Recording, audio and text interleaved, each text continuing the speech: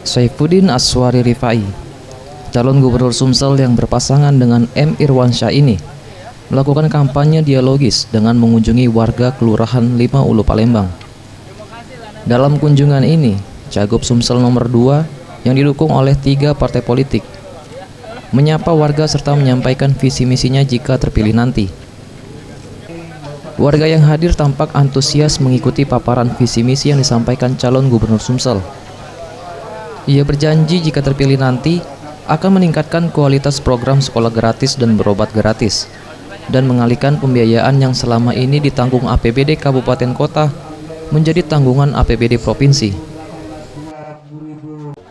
Ya, sekolah gratis itu penting, tapi mungkin kualitasnya. Nah, selama ini sekolah gratis ini bagian dibebankan kepada APBD Kabupaten Kota. Nah, ke depan mungkin harus jadi tanggung jawab gubernur sepenuhnya, supaya kabupaten kota yang ada di daerah tidak fokus untuk hal-hal tersebut. Bisa memperhati ke rakyat kecil dan juga untuk pembangunan di infrastruktur di jalan ini kan semakin ditingkatkan lagi. Tim Liputan Sriwijaya TV.